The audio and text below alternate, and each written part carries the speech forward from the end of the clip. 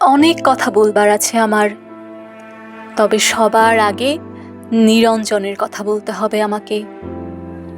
নিরঞ্জন আমার বন্ধুর নাম। আর কোনো নাম কি ছিল তার? আমি জানতাম না। ওর একজন বান্ধবী ছিল, অবশ্য কিছুদিনের জন্য। সে তাকে প্রীতম বলে ডাকত। ওর বান্ধবীর নাম ছিল জয়লতা।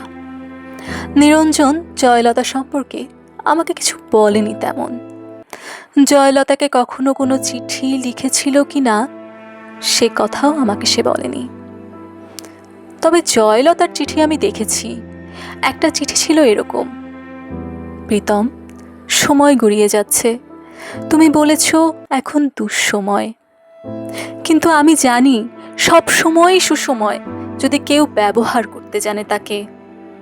আমি বুঝি বেশি দিন নেই, যদি পারো এক্ষুনি তুলে নাও, নইলে অন্য পুরুষ ছিপড়ে খাবে আমাকে।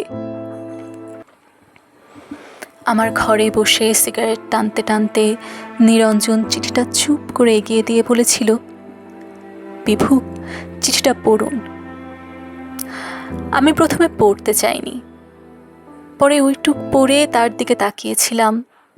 না, ওই সিগারেটের ধোঁয়ায় আমি কোনো নারীর প্রেমতাড়িত মানুষের ছায়া দেখিনি। ভয়ানক, নির্বিকার। কিছু বলছেন না যে? আমি জিজ্ঞেস করেছিলাম। কি বলবো?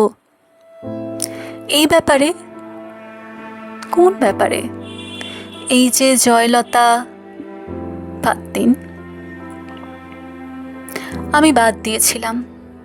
নিরঞ্জন আমার ঘরে বসে অনেকক্ষণ সিগারেট টেনে টেনে ঘরটাকে অন্ধকার করে চলে গিয়েছিল সেদিন। জয়লতার সঙ্গে অন্য পুরুষের বিয়ে হয়েছিল।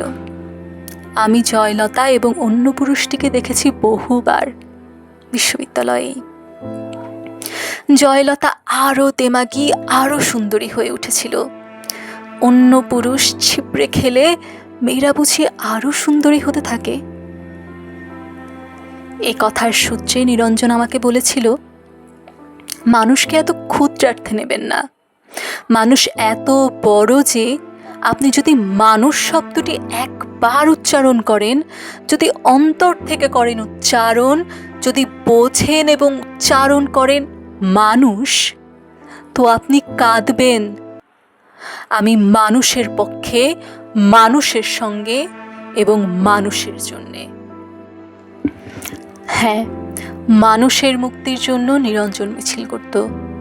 আমি শুনেছি নিরঞ্জন বলছে, তুমি দুষ্কৃতী মারো, বাঙালি মারো, হিন্দু মুসলমান মারো, গেরিলা তামিল মারো, এভাবে যেখানে যাকেই মারো না কেন ইতিহাস লিখবে এত মানুষ মরেছে। বড়ই করুণ এবং বড়ই দুঃখজনক, শক্তির সপক্ষে তুমি যারই মৃত্যু উল্লেখ করে উল্লাস করো না কেন, মনে রেখো মানুষই মরেছে। এই ভয়ঙ্কর সত্য কথা নিরঞ্জন বলেছিল। মিছিলে হাত উঠিয়ে বলেছিল, এভাবে মানুষ মারা চলবে না, মানুষকে বাঁচতে দাও। তার উদ্যত হাতে লেগেছিল মানুষের হাতে বানানো বন্দুকের গুলি, বুকেও লেগেছিল, যেখান থেকে মানুষ শব্দটি বড় পবিত্রতায় বেরিয়ে আসতো। সে লাশ, আমার বন্ধু নিরঞ্জনের লাশ। আমি দেখেছি রক্তাক্ত ছিন্ন ভিন্ন লাশ মানুষ কাঁধে করে এনেছিল মানুষের কাছে। জয়লতা সে লাশ দেখেছিল কিনা সে প্রশ্ন উঠছে না। দেখলেও যদি কেঁদে থাকে সে, প্রকাশ্যে অথবা গোপনে, তাতে নিরঞ্জনের কোনো লাভ হয়নি। মানুষ কেঁদেছিল, আমি জানি তাতে নিরঞ্জনের লাভ ছিল। নিরঞ্জন প্রমাণ করতে পেরেছিল গতকাল মিছিলে আইন অমান্যের অভিযোগে যে দুষ্কৃতী মারা গিয়েছে তার নাম নিরঞ্জন, সে আসলে মানুষ।